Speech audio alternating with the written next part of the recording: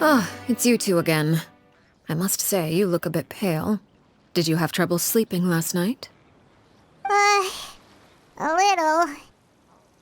Perhaps if you had less on your mind, you'd be able to absolve yourself of such troubles. So what are you planning to do now? Catch up on some sleep? Or should I give you some time to rack your brain for a topic to discuss before I ask any questions? Although I must profess to being curious. Without child here, how do you plan on distracting me? Us? Distract you? A good one. But no, we were just here for a chat. Looks like you could have used some extra time to think. No matter. If you don't have any other plans, why don't you accompany me somewhere? Don't worry. I'll be sure to steer clear of any scheming children. The ocean breeze is sure nice today. Children always think they can hide things from the grown-ups. But nothing gets past me. Least of all a little scheming. I think I'll let them have at it for a little longer. I can be very patient. Well, I'll leave you to think things over. If you're so inclined, meet me outside the Palais Mermonia. Good things come to children who do as they're told. So I do hope you decide to tag along. If only for your friends' sakes. What should we do? She clearly knows about everything we've been doing, and Paimon doesn't think it'd be a stretch to say she was threatening us just now.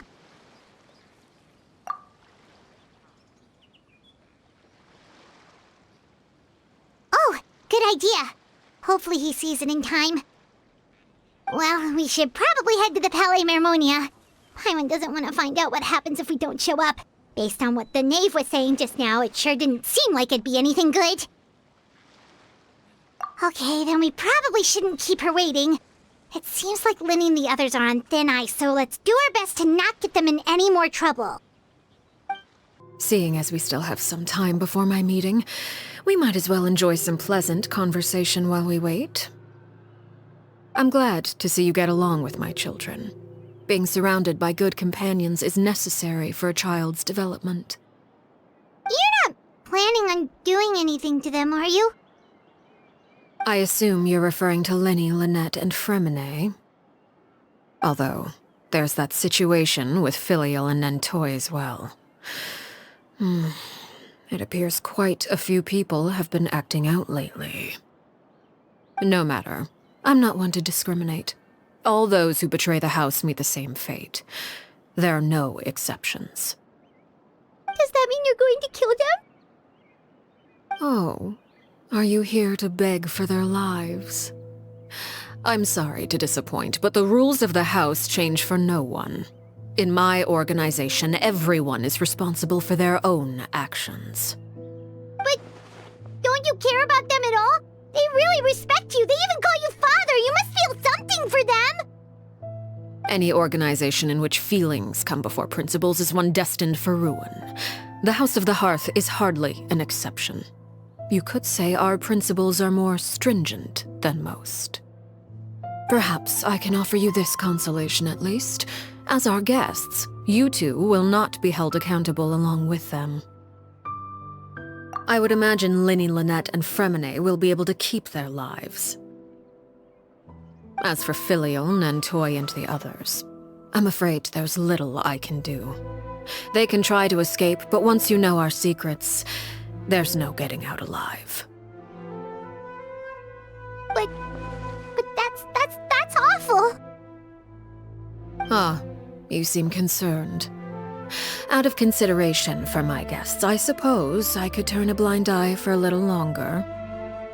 If Lynnie and the others manage to dispose of Clairvy in the meantime, all evidence of their wrongdoing will be lost. In that case, I could hardly punish them for something I couldn't prove. If their efforts are unsuccessful, on the other hand, all will be held accountable, and the punishment will be severe. Of course. Oh, and here, I believe this belongs to you.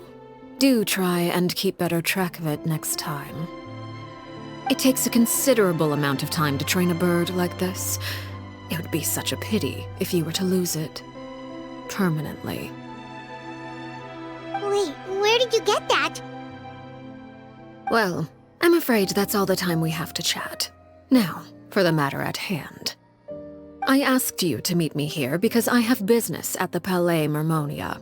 It has nothing to do with you, but I think it would be prudent for you to stick by my side for the time being. There will always be time later to run off and tell Linny what you've learned. Well, time to go. Looks like we wrapped things up just in time.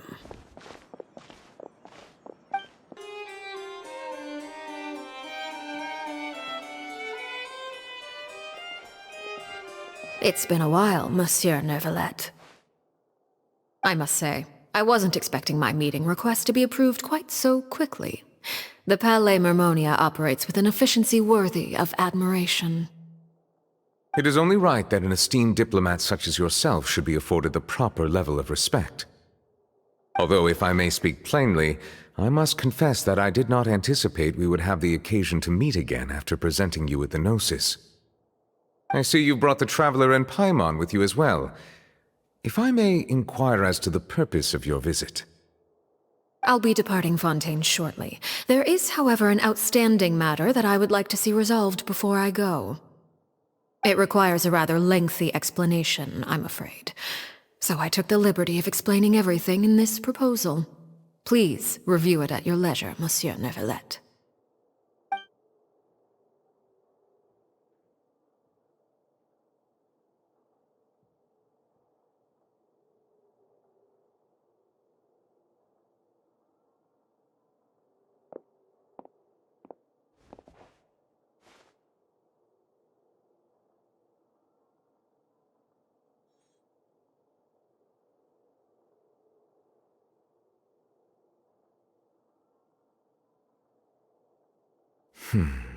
I understand your request. However, at the risk of causing offense, I must admit that I fail to see why you would wish for such a thing. I heard you have a certain fondness for water tasting, Monsieur Neuvillette, so allow me to use water as an analogy. A family is like a large body of water with countless rivers flowing in and out. As someone who watches over this system, I would hope that each river that flows from the source will eventually reach the ocean. Of course, objectively speaking, I know this is impossible. Most of the rivers will dry up along the way, disappearing into the ground and leaving nothing but a barren riverbed behind. Not all rivers are destined to reach the ocean, but I would not see their existence rendered meaningless.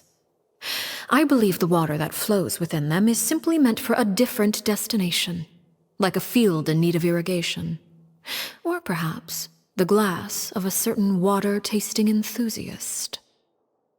Did you get any of that, Traveler? Your words paint an optimistic picture indeed. Allow me to remind you, however, few among us are willing to sip from a glass filled with tainted water. It may have been tainted at one point in time, but not to worry.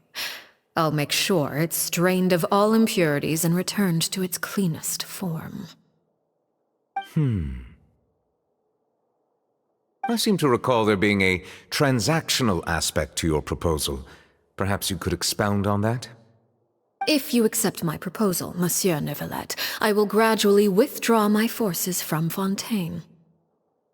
And, unless absolutely necessary, I will no longer carry out any special missions within Fontaine.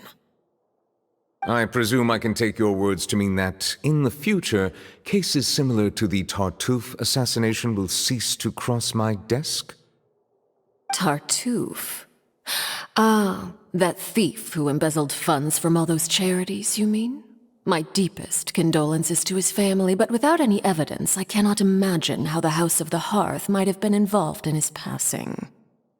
Of course, if you accept my proposal, Monsieur Neuvillette, I'm sure certain measures could be taken to reduce the frequency of such troubles. You choose your words carefully indeed. In that case, I am inclined to accept your proposal. My thanks for your generosity, Monsieur Neuvillette. Well, with that settled, we should be going now. I took the liberty of bringing along 2 bottles of spring water from Snezhnaya for you to enjoy. I do hope I get the chance to hear your impressions. Perhaps at our next meeting, yes? Indeed. I trust you would not overlook your commitment in the meantime. All right, Traveler Paimon. Time to go. So, what exactly were you talking about back there? Paimon only heard you mention some rivers, a large body of water, and then some kind of irrigation scheme. You really want to know? I would imagine there might be more pressing concerns at the moment. Winnie, Paimon really hopes everything's going okay.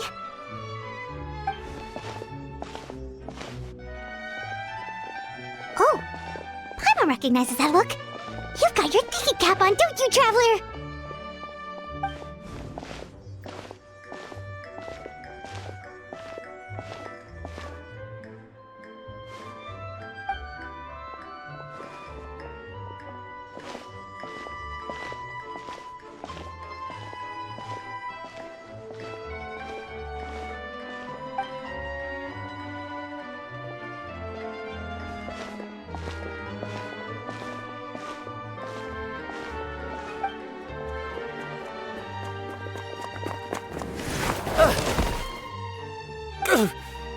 Oh, shoot.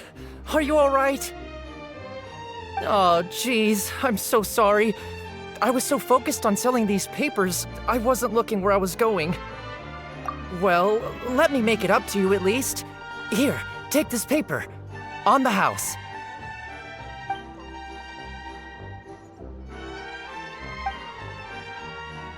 Oh, you don't have to give us anything. Please, I want to.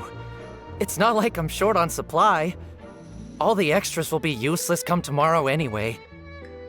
It's my fault, really.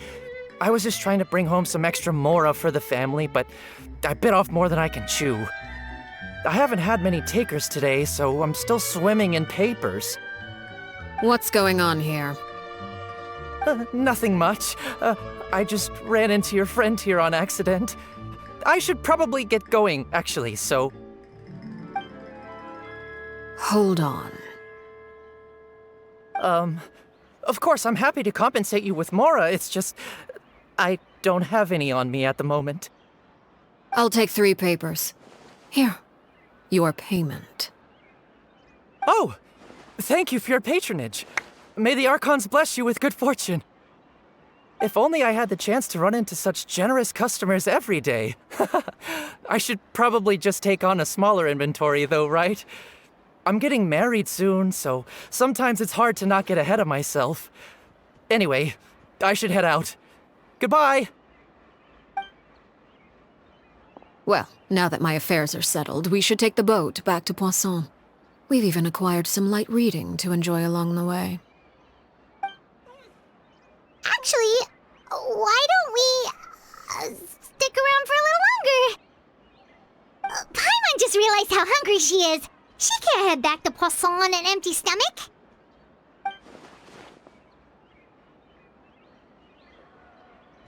It appears you two are under the impression that delaying our return will somehow alter the situation in your favor. I'm sorry to ruin your fantasy, but your efforts are meaningless. That being said, I could be persuaded to give Linny some extra time. I just have one condition. If you agree to my request, I'll even answer some of your questions. You're quite curious about Clairvy, are you not? And my relationship to her. Wait, why are you being so generous all of a sudden? You're not gonna ask us to do something bad, are you? You overestimate yourself. You don't have the talent for bad things. Then what can you possibly... The most important consideration in a negotiation is that both sides receive something they want. Demands and threats only get you so far. Wonderful. Here it is. When the time comes, make the choice that you deem most appropriate in the situation. and lend your help to the House of the Hearth. Okay. Sounds normal enough. But what do you mean, when the time comes? When is that supposed to be? That is for you to decide. Then we have a deal. Follow me.